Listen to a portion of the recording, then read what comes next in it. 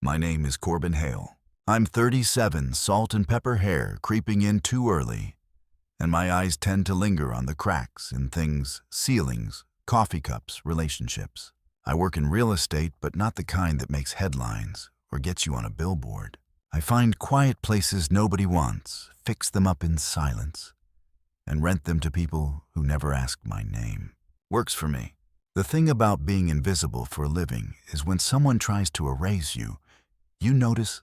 That morning, the sunlight hit our kitchen counter like it always did. Blinding and golden, and somehow too clean. Except this time, it illuminated a stack of papers, divorce papers, neatly clipped legal font, with her signature already in ink, right beside a pink post-it note that said, "Please just sign Corb. It's easier this way." That's the thing about betrayal. It doesn't scream, it whispers. It waits for you to sip your coffee before it taps you on the shoulder with a knife. I stood there in pajama pants and an old concert tee I didn't even remember owning, holding a pen that felt like it weighed 1,000 pounds. And I signed, like an idiot, like a husband still in love. Trust me, you'll regret skipping this part. So before you sit back and listen, take a moment to like the video and subscribe to the channel. But only if you really like what I have to say here. Now get in the mood to listen to this story, because it might be the ultimate sweet revenge. She didn't even wait for me to come home that night. Everything of hers was gone. Half the closet, half the bathroom drawers, the print of us in Positano. Even the cactus in the bathroom, I always thought I killed. Her side of the bed looked smoothed, like it had been erased, and it had.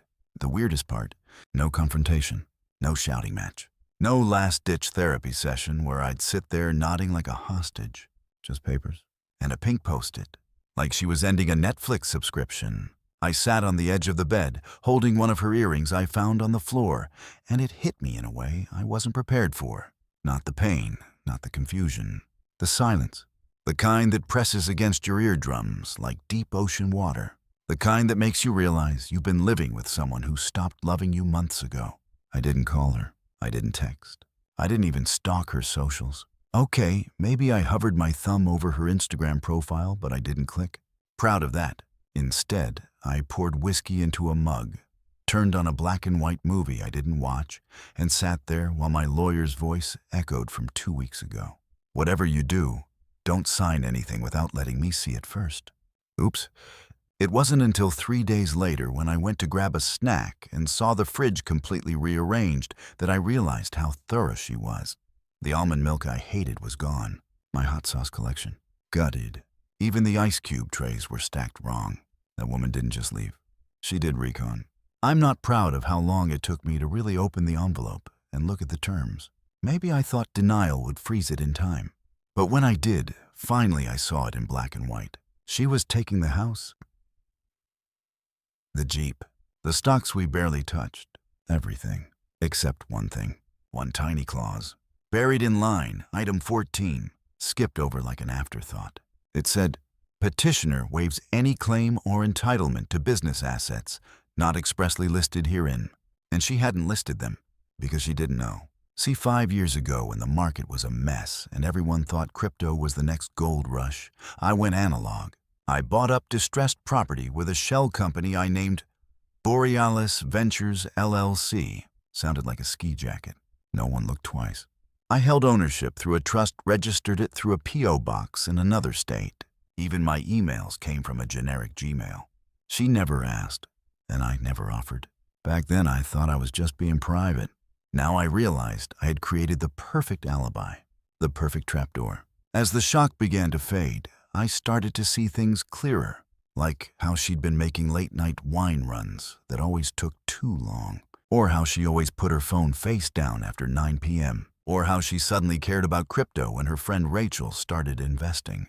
It didn't take a genius to realize I'd been played, and it didn't take long before I stopped feeling sorry and started getting curious.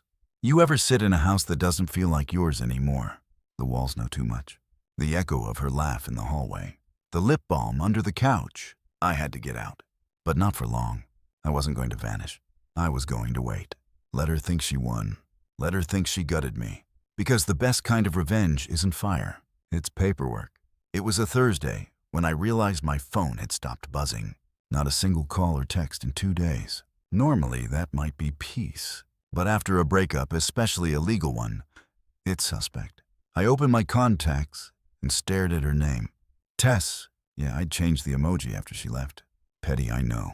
But what else can you do when someone ghosts you in broad daylight and steals your Jeep? I tapped her name, stared at the screen, and didn't call. Instead, I stood up, walked to the closet, and opened the door she used to own half of. Her side was gone. Literally nothing left but a single broken hanger dangling like a bad metaphor. My suit still hung untouched, lonely as hell, all lined up like a sad courtroom lineup. Navy charcoal and that one regrettable tan blazer from 2016. That's when I saw it. The shoebox, top shelf, labeled taxes. That little skull sticker had been a joke between us when we filed jointly the first year. Inside were random documents, W-2s, donation receipts, and a marriage license that looked like a wedding favor now. But buried under all that was something else. A spreadsheet, labeled future plan. I opened it, and that's when I got my first real taste of betrayal. It was a roadmap. Their roadmap. Property sales renovation timelines, social media campaigns, hashtags. Even affiliate partnerships with home decor brands, all tied to addresses I recognized. Addresses I used to own. The duplex on Ashland. The fixer-upper in Norwood. The lake house she never really liked. All transferred. All under new entities. Except I remembered the LLC still held liens on 2 of them. Because Tess had never wanted to wait for refinancing. She rushed the renovations, eager to flip, and left the back-end paperwork to me. And I'd never updated it. So legally, she didn't own Jack. I laughed, out loud. The kind of laugh that sounds hollow at first, and then gets darker the longer it lingers. My own wife had created a flip empire using property I technically still owned. I wanted to call her, wanted to scream or whisper or send a Venmo request for emotional damages. But instead, I sat down, booted up my old laptop, and started logging in. The bank account tied to Borealis Ventures LLC was still active, still discreet, still untouched. My tenants were still paying rent on the quiet side of town. My property taxes were up to date. The insurance policies, auto-renewing like clockwork. Tess never saw any of it, never asked. Why would she? I was just the guy who changed light bulbs and made bad puns about closing time. I clicked through records, cross-referenced deeds, pulled up ownership trails so tangled even I needed coffee to stay focused. And then finally I saw it. 403 Ashland Ave listed under a company she started after we split. But the land, 4D Fern. The building, still held under a master lease from Borealis. That lease had 10 years left, and Clause 9B said clearly, no subletting, flipping, or structural modification without express written consent from the lessor. Guess who the lessor was? Me. Guess who never got a call? Also me. Suddenly, the air felt different, not lighter. Just charged, like the moment before a storm when your ears pop. She hadn't just left me. She stepped directly onto my property portfolio like it was a trampoline. I closed the laptop, cracked my knuckles, and whispered something to no one. Checkmate. Eventually. That night, I went to the duplex. Not to storm in. Not yet. I just parked across the street and watched. Her new boyfriend Connor, I think, was out front. The type who wears joggers that cost more than my mortgage. He was filming a TikTok, saying something about vibe renovations and transitional industrial palettes. Kill me. Tess walked out a minute later, sunglasses oversized, and a coffee that probably cost $7. She looked happy, loose, like a woman in her glow-up era. They kissed, laughed, then walked back inside what I legally still controlled. I didn't cry. I didn't fume. I opened the Notes app on my phone and wrote, 10 days until notice. Why 10? Because that was enough time to file the lease violation paperwork, send a warning, and prepare the real hit. An official notification from my lawyer demanding back payment on unauthorized modifications. The eviction process would begin quietly, not with a bang. With a mailman. Back home, I opened a drawer and found a Polaroid of us from our first anniversary. She was holding a sparkler. I was holding a beer, both of us smiling like fools who believed in forever. I didn't tear it up. I pinned it to the fridge, right next to a note that read, know what they don't know. I wasn't bitter. Not really. I was just getting started. The coffee shop smelled like regret and oat milk. You know the type, too, minimalist, too friendly with those baristas that write your name in cursive like they're casting a spell. I hadn't been in since Tess and I split. This was her kind of place. So naturally, that's where she suggested we meet. She picked the corner booth tucked behind a fake ficus and some overpriced Wi-Fi. Her sunglasses were still on, which was either dramatic flair or a poor attempt at hiding the hangover of guilt. I couldn't tell. "Corb," she said with a soft smile, like I was an old coworker she just ran into at Target. "You look good." That was her opener. After everything, that was it. No apology. "No, I'm sorry for stripping the walls bare and leaving you with a cactus skeleton. Just a compliment that felt like a placeholder." "You too," I lied. We sat. She stirred her matcha like it held secrets. I sipped black coffee like it was armor. For a moment, the ambient jazz almost made me believe we were just two adults chatting through a breakup like reasonable people. Then she leaned in. "So, the Jeep. I wanted to say thank you for not making it weird." I blinked. "The Jeep. Yeah, I know technically you love that thing like a little too much. But it just made more sense for me to have it logistically. You're always at your rentals or in Uber XL." I didn't correct her. I didn't remind her that I paid off that Jeep in cash before she even had a driver's license. I just nodded like a man studying wildlife in its natural habitat. And today, I was observing the rare creature known as the delusional ex-wife. She smiled again. "Connor's been driving it more than me, to be honest. He loves the stereo." "Ah, Connor. Jogger's Mech Flip House." "Great." I took a slow sip. Let it burn. "That's fine," I said. "How's the house?" She paused, a flicker of tension in her temple. "Which one?" "Ashland." "Norwood." "The lake house." "Didn't matter which," she said. I just needed her to confirm she was using them. "The duplex," I clarified. "Looked like a big project." She tilted her head. "You drove by." "Oops. Rookie slip. Friend sent me a pic. Said it looked like something out of a Pinterest board." That seemed to land. She beamed, preened. "Yeah, it's been fun. Stressful. Expensive. But Connor's got the eye. He's really teaching me the biz side of things. We might even pitch a pilot." "Oh, what?" "HGTV, babe. Renovation couples are in. They love a redemption story."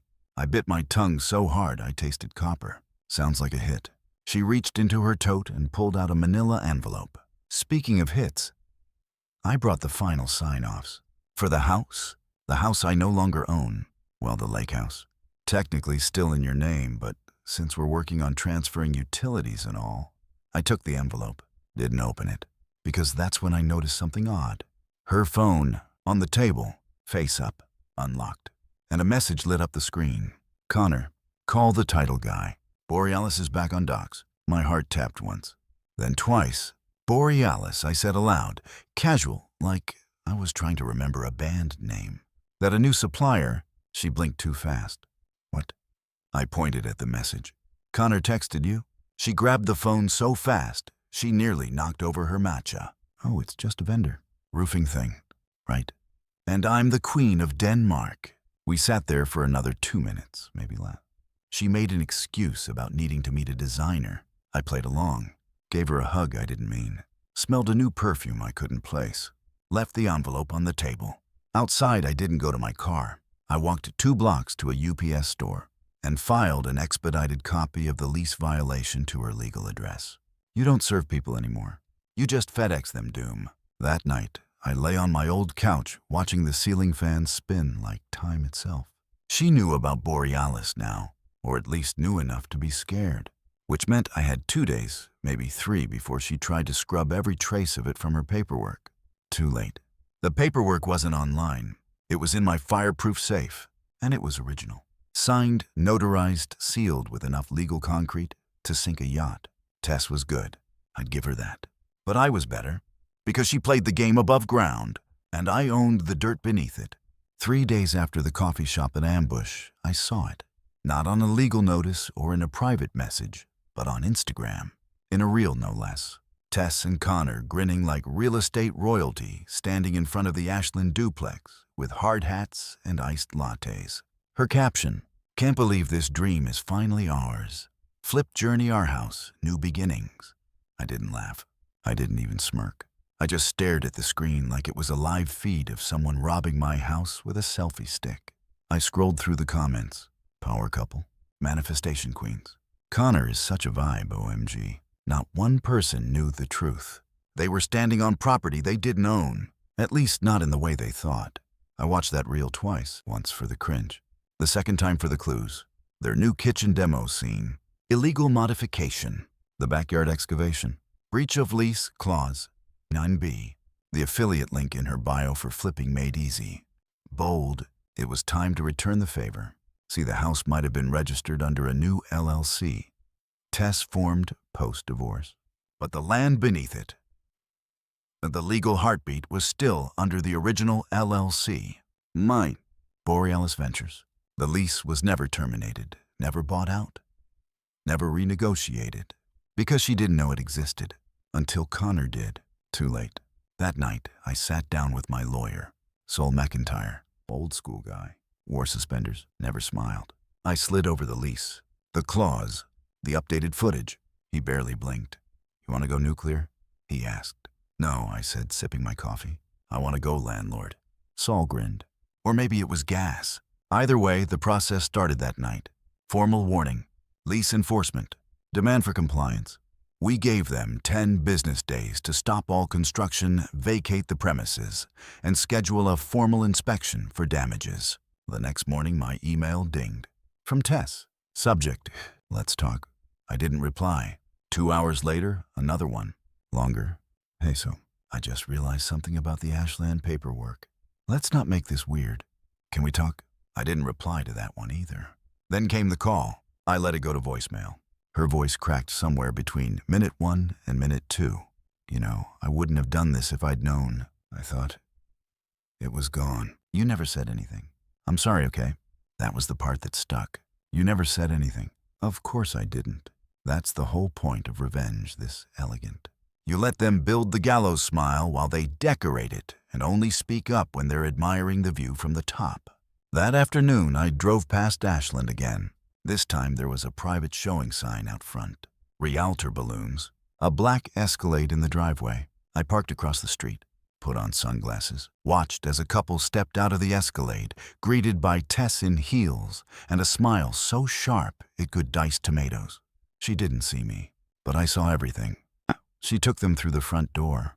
20 minutes passed. And then, a notification popped on my phone. Security alert. Motion detected. Backyard camera, 403 Ashland. I tapped into the feed. Connor was walking the couple past the new patio. He pointed out the new stonework, the fence upgrades, the new HVAC system. The unauthorized HVAC system. Every dollar spent on that backyard. Not reimbursable. Not protected. Not allowed. It was my property. My terms. My rules. I didn't even wait to get home. I tapped open my documents folder. Found the eviction packet. Borealis Holdings template. And began filling it out. The best part? The buyers, the ones getting the tour. They were part of a shell investment group I sometimes partnered with. And I had already told them earlier that week, don't sign a damn thing. Just watch. Later that night, I got a text. From the buyer. Yo. She tried to close the deal. I played along. Good acting. I replied with one word. Oscar-worthy. Tess and Connor thought they were sealing the deal of the century. Thought they were going to flip a forgotten duplex into their next big launch. What they didn't know. The buyer was fake. The deal was bait. And the closing date was a legal deadline. You ever notice how quiet a house feels when no one answers the door? I stood on the porch of 403 Ashland, the official notice to cease and desist tucked neatly in a manila envelope, and knocked 3 times with the kind of rhythm you use when you're not asking a question, you're stating a fact. No answer. I waited, then taped the envelope dead center on the door with blue painter's tape, subtle but dramatic enough. I took a picture for legal records. Then I walked back to my car, adjusted my mirror, and watched. It took 15 minutes before someone finally pulled into the driveway. Connor, he stepped out of the Jeep. My Jeep, let's not forget. With sunglasses perched on his backwards hat, like he was auditioning for a Mountain Dew commercial. He had a smoothie in one hand and his phone in the other. He saw the envelope, stopped, took one step closer, paused again. then ripped it off the door like it owed him money. I watched him scan the first page. His face. A slow-motion crash, eyebrows crumpling, jaw slack. That moment when the human brain realizes the thing it feared most isn't just a possibility, it's the headline. He stormed inside. I waited. About 40 seconds later, Tess burst out like a fire drill. Phone in hand, envelope clenched. She paced the porch calling someone. I watched her mouth the word lawyer 3 times. Good, that's what I wanted. Inside the envelope wasn't just the order to cease construction. It was a full summary of the lease agreement they'd breached. Highlighted, time-stamped, notarized. It detailed every unauthorized renovation, every violation, every rent payment they'd failed to send. Technically, I could have asked for back rent, but I wasn't here to nickel and dime. I was here to win. That night, she called. I let it go to voicemail. She left a message low and fast, like someone trying to out-talk a ticking clock. Corbin, I know we didn't do this the right way, but please, the house is almost ready to list. We've poured money into this. We didn't mean to break the lease. Just let me know what you want. Please. I played it back twice. The desperation hit different the second time. The next morning, Saul filed the formal eviction. This wasn't just a flex. It was a reset. It meant they had 21 days to vacate or face a court date that would unspool every thread of their little project. And I mean every thread. The day after that, Tess showed up at my front door. I opened it slowly. She looked tired. Sunglasses off. No makeup. Just her. Finally. Corbin, she said. Tess. She shifted her weight. I came to talk. In person. I noticed. She held out a folder. It's everything. The financials. The receipts. Contractor agreements. All of it. I didn't know about Borealis, okay? I didn't know you kept it. I raised an eyebrow. And if you had, she didn't answer. I stepped aside. She came in. We sat at the same kitchen island where she'd left the divorce papers. Full circle. She started to talk. I let her. About how Connor had pushed her to move fast. About how she assumed everything was split equally. About how she didn't think to ask. I didn't want to fight you, she said. I just wanted to start over. And you thought stealing would help? That shut her up. I tapped the folder. You want to make this right? Yes. Then walk away. From Ashland. From Norwood. From the whole damn project. Sign over everything, and I won't go public. She blinked. Public? You've got a following now. People watch your reels. You think they want to hear about how you flipped a house you didn't legally own. Her lips parted. No words came.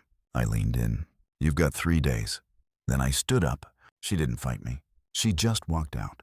Slowly. No hard stares. No dramatic door slam. Just silence. 3 days passed. And on the 4th, an envelope arrived in my mailbox. Signed. Notarized. Full transfer of ownership. No objections. No demands. Just surrender. Which honestly felt better than any argument. It was just before sunset when I returned to Ashland for the first time since ownership was officially, quietly, legally mine again. There's something surreal about walking into a place where someone else tried to build a life on top of yours. Like entering a dream you weren't invited to. The floors had been redone, oak shiny wrong.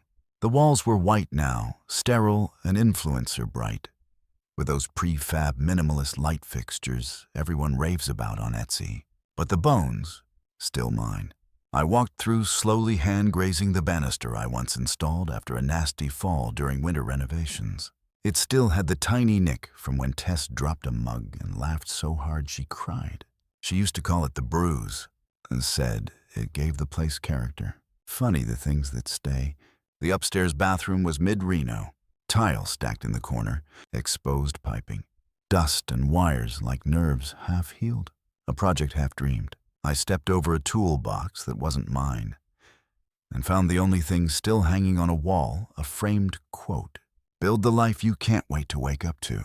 I took it down, carefully, and smashed it in the trash can outside. No need for theatrics. No bonfires or dramatic music. Just glass wood and the sound of closure. The next morning, I found the final cherry on this revenge Sunday, sitting on my front porch. A package. No note, just a box with a gold ribbon. Inside, a photo album. Pages of before and after shots of the Ashland flip. Tess and Connor smiling like sponsored content. Pose after pose in rooms that weren't really theirs. Hashtags like Hustle House and Love in the Details written in Sharpie under each print. At the back, a Polaroid. Them on the front steps. In marker it read, "Good luck, Corb. You won." I flipped the photo over. Blank. Nothing else. Just the final word they thought I wanted. They were wrong. I didn't want the win. I wanted the silence after it. I spent the next 2 weeks alone in the house. Not hiding. Not brooding. Just watching. The neighborhood went quiet after the Instagram tours stopped.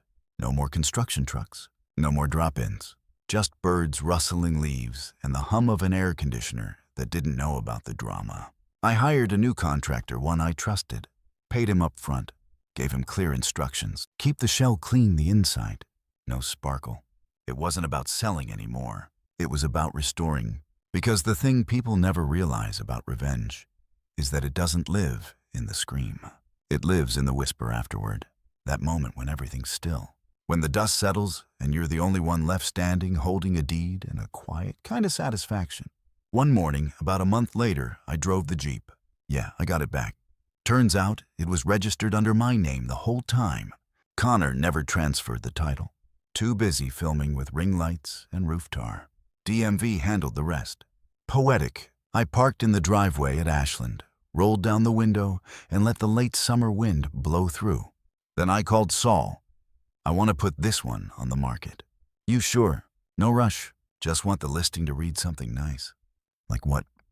I smiled. "Something like, restored with dignity, owned with intention." He chuckled. "You're a real estate poet now." "No," I said. "Just someone who knows how to hold on without holding back." We hung up, and I sat there, in the quiet, where I belonged. The beach photo was the only one she left behind. It had been tucked in the back of the upstairs closet, framed undamaged, but placed face down like a deliberate afterthought. It wasn't even a good photo. I was squinting into the sun arms, out laughing at something Tess had shouted off camera. She must have framed it before the split. Back when things still felt real. Or maybe it was her final joke. Me Alone Forever caught mid-laugh in a scene she edited herself out of. I didn't hang it back up. I didn't toss it either. I wrapped it in bubble wrap and slid it into the drawer with my spare keys and receipts. Let it sleep next to the lockbox that held my original Borealis paperwork, because some relics are better kept than displayed. That same afternoon, I took a long look at my accounts and saw red. Not metaphorical red, actual red. My primary checking account was frozen. My business card declined. Even my backup savings showed as under review. I stared at the banking app like it had personally insulted me. Within an hour, I was on hold with the fraud department. Elevator music, robotic apologies, and then finally an agent with a too bright voice. "Looks like your accounts were flagged due to a series of large, unusual withdrawals," she said. "Linked to new vendor accounts. All recently authorized." Authorized by who? "Your ex-wife, Tess Hale." I closed my eyes. The joint authorization hadn't been removed in time. That account we swore we'd never really use, just a placeholder. She'd drained it. Transferred everything into shell vendor profiles she created 2 months ago. I felt it then, the low throb in my temple. The dangerous hum under the ribs. That tiny, quiet flicker of rage that doesn't shout, it waits. I wasn't even mad at the money. I was mad at the poetry of it. Because she hadn't just stolen it.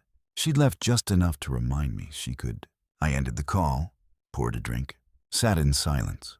Then I logged into my cloud backup. Every property, every transaction, every message we exchanged about finances, all archived. And tucked in the 2019 folder, a signed memo from Tess, acknowledging that she had no involvement or access to Borealis Ventures LLC or its affiliate accounts. Bingo. I looped Saul in. "Want her held liable?" he asked. "No," I said, sipping slowly. "I want her frozen too." We filed an emergency financial freeze on her accounts on the grounds that she used shared credentials to misrepresent business ownership. Within 48 hours, her accounts were locked, and the email came. Subject: "I can't access my money." "No, hi." "No, how are you?" Just panic. I didn't respond. I waited 2 days, then replied with 2 words. "Karma compound interest." She didn't email again, but her lawyer did. Claimed the vendor accounts were an honest oversight. That Tess believed the accounts were inactive. that she only used funds she felt entitled to. My reply, a screenshot of her signing that Borealis exclusion memo, timestamped, digitally signed, with that same emoji heart she used to end her emails, red and naive. The lawyer ghosted me after that. Instead, I got a wire transfer a week later. Full amount, no message. And just like that, I knew she was scared. Not because of what I might do, but because I hadn't done it yet. The lesson here, sometimes silence is the scariest sound. Especially when the last person you betrayed has all the receipts. They say watching someone panic in real time is cruel. I say it's clarifying. The day she realized what I'd done, when every account she touched turned to ice, I imagine she paced her new condo barefoot, clutching her phone like a life raft. Connor in the background, probably trying to play it cool, like, "Don't worry, babe. This is just temporary." But it wasn't, because the day after the money freeze, I pulled the string on their empire's second secret. I filed a lien on the Norwood property. See, what Tess didn't know, and what even Connor never bothered to check, was that the Norwood address, while listed under her LLC, had a lien tucked into the renovation contract from 2 years ago. A lien I held. It was supposed to expire after a settlement payout. She never paid it, and I never reminded her. Call it patience. Call it long-term planning. I call it deferred judgment. Once that lien hit the courthouse records, everything stopped. They couldn't sell, couldn't refinance, couldn't even pull equity. Every cent they'd poured into that place was now trapped under a slab of concrete labeled property dispute. And just like that, their second golden goose turned into a decorative paperweight. Connor called me that night. Didn't block his number. Bold. "Hey man, look, I know this is weird, but can we talk?" I let the silence hang. Then, "We are." He laughed nervously. "Okay, cool. Listen, I think maybe this got out of hand. We're all adults here, right? Like, no need to burn bridges or anything." "Connor," I said, "this isn't a bridge. It's a dam." And it just cracked. He didn't reply. I continued. "You built your brand on a house of borrowed money and stolen land. And now you're shocked the bank called in the favor." "Dude, I didn't know Tess said it was clean." "Then you picked the wrong business partner." Click. I poured another drink. That had become a bit of a theme. 2 nights later, I logged into Instagram for the first time in weeks. Their page was still up. The flipping hails. Except now, posts were disappearing, videos taken down, comments turned off, damage control. And then the big one, a story from Tess, black screen, white text. "Taking a break from social to reset and focus on real life. Thank you for understanding." No apology, no confession, just curated collapse. I screenshotted it. For posterity. You ever watch someone fall in slow motion? That's what it felt like. Not a crash, not a boom, just gravity doing its job, 1 pixel at a time. Then the next surprise landed in my inbox. A settlement offer from their lawyer. It said they'd walk away from all claims. They'd pay outstanding back rent on Ashland. They'd remove any media referencing the properties. They'd dissolve the renovation LLC. All they wanted in return, my silence. I read it over 3 times, laughed once, then picked up the pen Saul had mailed me for this exact moment. I signed, with one addendum, a public acknowledgement of breach posted to their socials. 1 week minimum. It was petty. It was precise. It was perfect.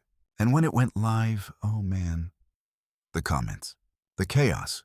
The followers turning like tide. Influencer drama is blood sport, and this was a feeding frenzy. I didn't comment. I didn't like. I just watched. Watch them delete. Watch them panic. Watch them fade. Because revenge, if done right, doesn't just take back what was stolen. It rewrites the ending entirely. There's something deeply satisfying about seeing your name, your real full name, stamped across a legal victory. Corbin Hale, owner and managing partner, Borealis Ventures, LLC. It wasn't glamorous. It didn't come with applause. But when that settlement came through, when Tess and Connor signed every last document under duress and desperation, I stood in my kitchen and let out the kind of breath I didn't know I'd been holding for months. Everything was mine again. Ashland, Norwood, even the whisper of the lake house she tried to guilt gift me during the divorce was now back under my control. And in the end, they paid for the transfer paperwork. Poetic. The irony. All this began because she assumed I was passive, that I'd sign and walk away. She forgot the version of me who once spent 3 years flipping a termite-ridden Victorian with his bare hands. You don't survive rot without learning to take your time. After the settlement posted, I gave myself a week off. No screens, no emails. Just me, a journal, and a drive out to the lake house, the one she'd written off as too cold and too remote. She'd hated the silence. I'd loved it. I arrived just before golden hour. The water looked like glass, the kind of peace you don't get in the city, where even the wind moves quietly. Inside, not much had changed. Still smelled like cedar and old paint. The mattress needed flipping. The plumbing coughed like a smoker. But it was mine, all mine, untouched, unbothered.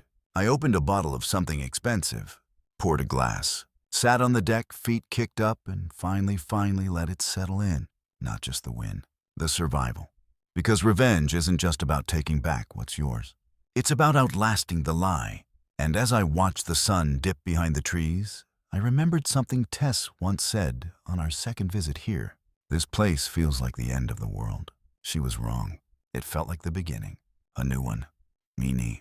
Later that night, I lit the fireplace for the first time since we split. The wood crackled like it had something to say. I poured a second glass, then checked my phone out of habit. There was a DM from someone I didn't know. No profile picture, no bio. Just, she's trying to start a new flip in Nevada with a new name. Just FYI, I laughed. Out loud this time. She never learned. But I didn't reply. Didn't need to. Because I already had the copyright on the lesson. She could run, rebrand, reinvent. But the past, that never flips. It just waits. And sometimes, it buys the land next door. The letter came folded 3 times and sealed in cream-colored stationery. No return address, but the handwriting. Hers. The looped H in my name gave it away. Inside a single page. Corbin, I don't expect a response. I'm not even sure you'll read this. But I needed you to know everything we did was real. Until it wasn't. I got scared and greedy, and I let someone else turn that into something uglier than I could control. You didn't deserve it. I hope you're okay, and I hope you can forget Miss Tess. I read it once, then folded it back up and slid it into a drawer behind the cutlery tray, somewhere between the bottle opener and the Chinese takeout menus. Let it live there, domestic and out of the way. I didn't need closure, not from her. What I needed was clarity. And I already had that weeks ago on a courthouse step, holding a folder with her name on it next to mine, watching her signature turn to a footnote. Since then, things had gotten simple. Borealis was thriving. The properties had value again. I'd hired a small team. People I trusted, people who didn't ask questions about the past. Just hard workers who liked straight lines and clean contracts. No influencers, no smoothies. Connor had disappeared entirely. Tess, I heard she moved west. Nevada, maybe. Some whisper of a new venture. I didn't bother digging. If she wanted to try again with a new name, she could. I'd already taken mine back. Funny thing is, I wasn't bitter anymore. I was curious. Curious what kind of person she was now that she'd lost the leverage. The charm. The illusion. When you're not standing on stolen ground, it's hard to keep your balance. Meanwhile, I started showing the Ashland house again. For real this time. No fake buyers, no traps, just open walkthroughs. Polite families, nervous young couples with big dreams and bad credit. I made small talk, laughed at dad jokes, shook hands, and one afternoon while closing up after a showing, I caught my reflection in the front window. Same face, but something was different. Not lighter, just clearer. Like whatever weight I'd been carrying was finally redistributed. Not gone, just well placed. That night, I sat on the front steps and watched the sky fade. Ashland had that rare kind of quiet street energy where porch lights flicker on like applause and distant sprinklers whisper secrets you'll never catch. I checked my messages. One from Saul, Norwood deal closed. Wire incoming. Another from my contractor. Lake house inspection passed. When do we start upgrades? And one more. A number I didn't recognize. No name, no message. Just a photo. The Nevada desert, and in the center, a for sale sign with Tess's name scribbled on a wooden plank like a handmade second chance. I stared at it for a while, then deleted it, because the chapter wasn't hers anymore. It was mine. I started sleeping with the windows open again. Not because I liked the cold, it still crept in and bit at my ankles, but because it reminded me that there was no one left to argue about thermostats or drafts or whether outdoor air has toxins. It was just me now. Me, the stars, and the houses I quietly owned. The weirdest part of revenge is that when it's over, there's no applause, no slow zoom out. Just Tuesday. You brush your teeth, check your balance, and realize the chaos finally stopped asking for rent. I got used to the quiet quicker than I expected. It crept in with the rhythm of ordinary things. Dishes, email replies, a drawer that used to be filled with hair ties and now only held pens. And then one day a knock. Not loud, not urgent, just polite. It was early. Around 9 Umper, I was drinking coffee from a chipped mug with a property tax notice still unopened on the counter. At the door stood a woman, mid-40s, sharp eyes, clipboard in hand.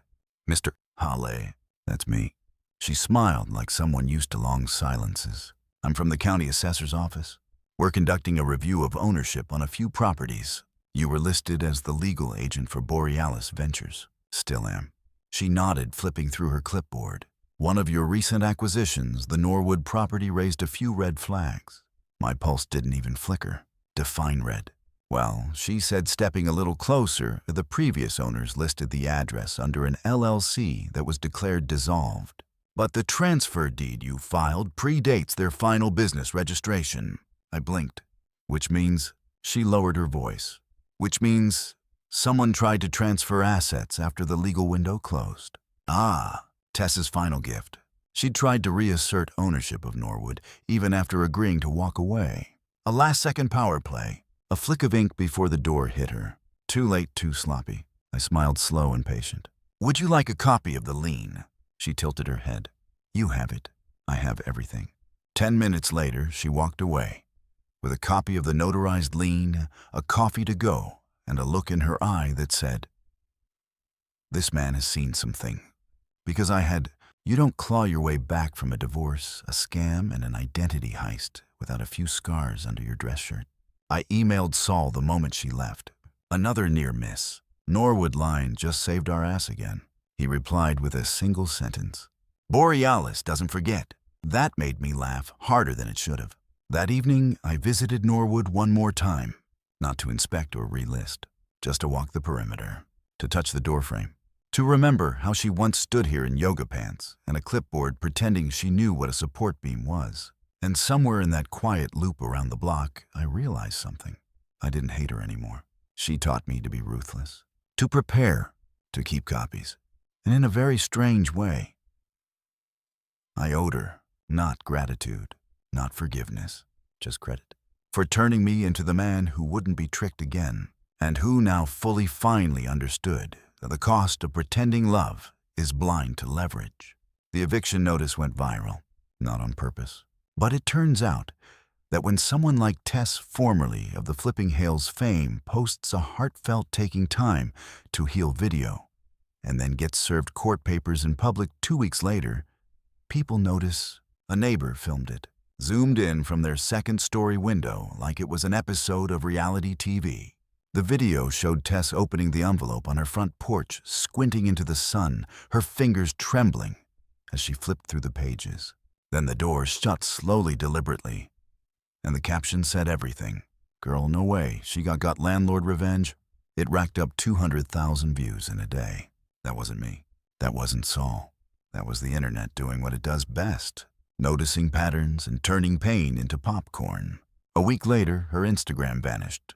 No goodbye, no grid scrub, just gone. Connor tried to keep the brand alive, switched the handle to something like Vibe House Rebuild, but no one cared about cool tile layouts without the drama. His TikToks got 2 likes. One was probably his mom. Meanwhile, I started writing again. Not poetry, not a memoir. Just notes, ideas, thoughts about what it meant to lose everything and then find something cleaner on the other side. I kept it in a file called Foundations, because that's what it was. The base layer, a new kind of rebuild. People assume revenge ends when the other person falls. But the truth is, revenge ends when you stop looking over your shoulder. And I wasn't looking back anymore. Saul called me that Thursday. You ready to let go of the lake house yet? He asked. I smiled. Not quite.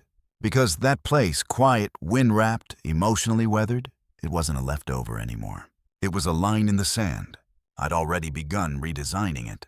Nothing flashy, just warmth. Clean wood, soft walls, hidden tech, better insulation. The kind of place you don't show off. The kind of place you keep. For peace, that weekend I hosted a small group of old friends.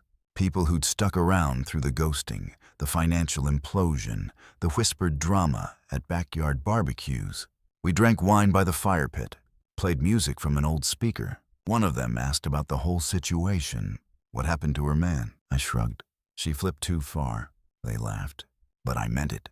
She flipped everything, identity, property, even morality, until she couldn't tell what was hers anymore. Me. I just waited.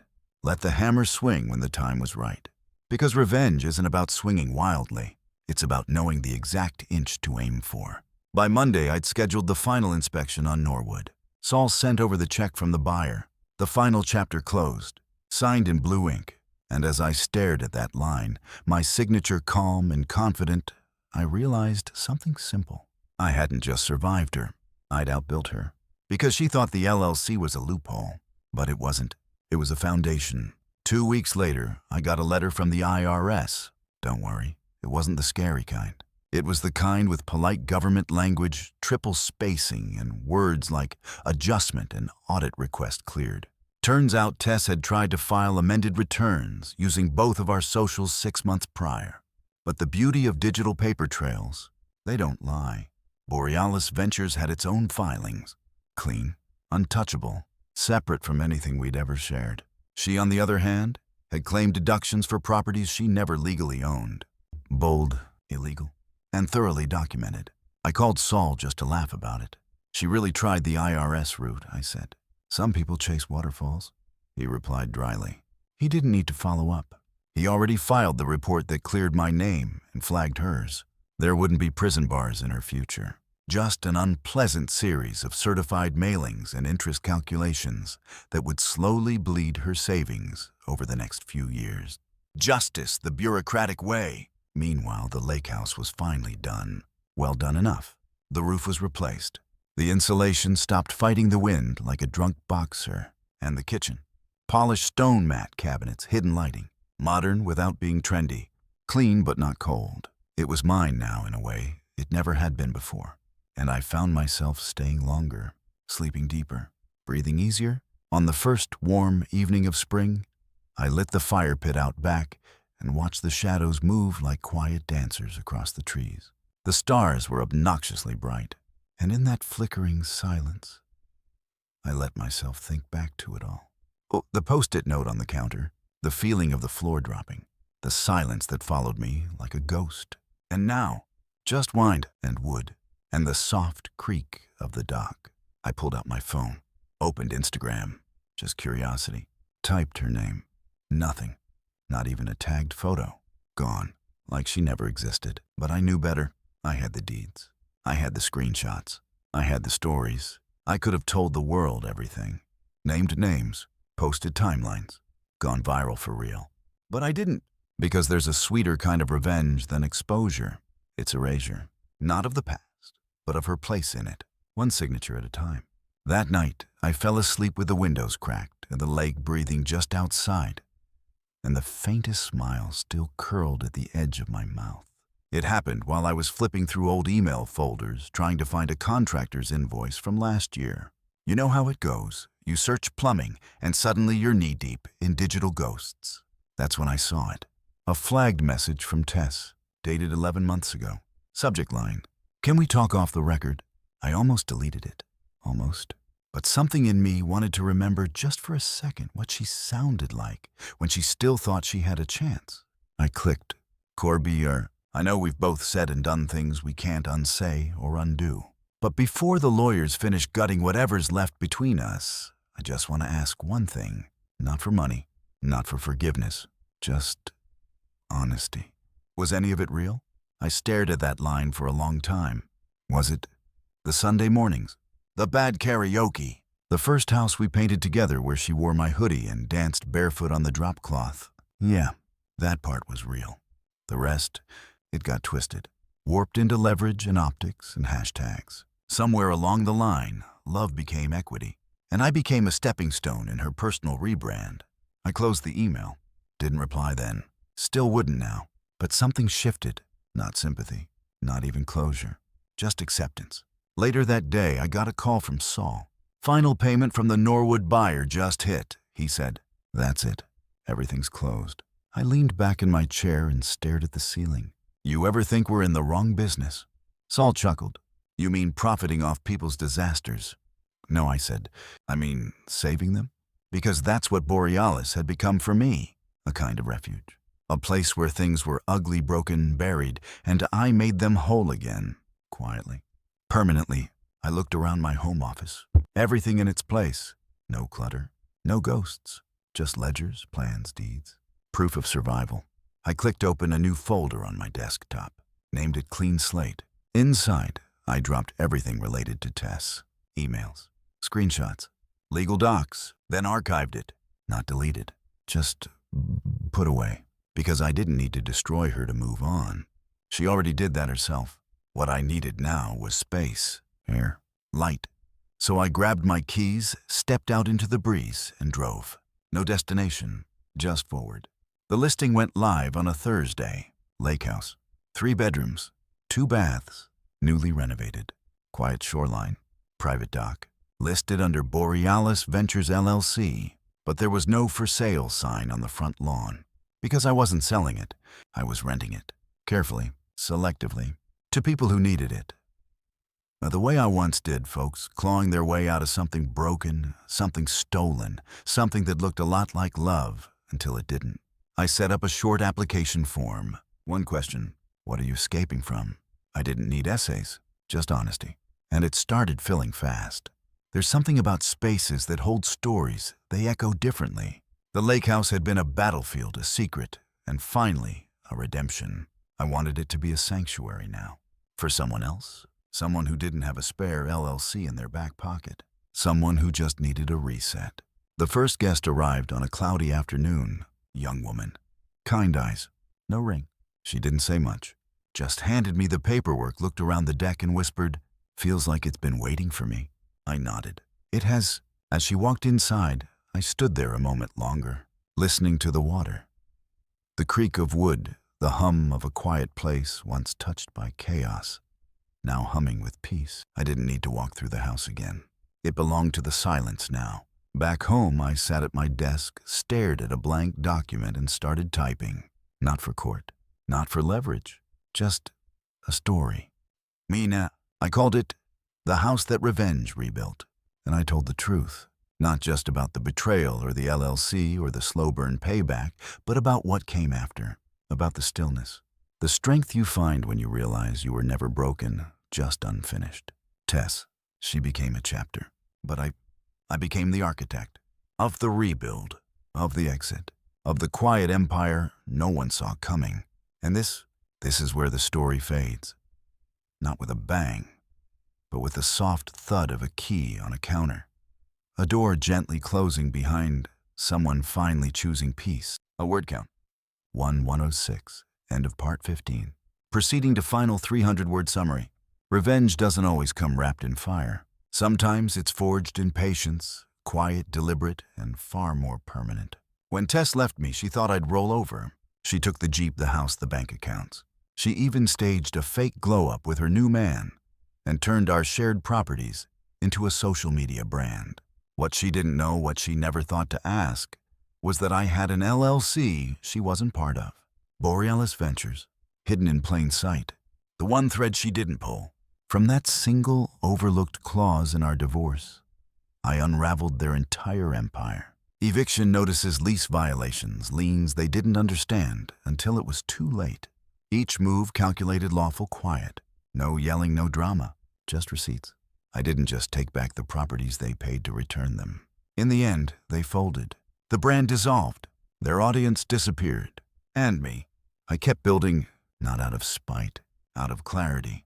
Because the best revenge isn't chaos, it's control. I rebuilt everything they tried to take. Then I went further. The lake house became a haven. The LLC grew stronger, and through it all, I never had to scream. I let the paperwork whisper for me. This wasn't just about getting even. It was about rewriting the story. And now, if you've made it this far, revenge can be real. It can be quiet. And it can leave you better than you were before. So subscribe to the channel if you want more whispered stories of power payback and sweet cinematic justice. Because this was just one kind of revenge. And something tells me you're ready for the next one.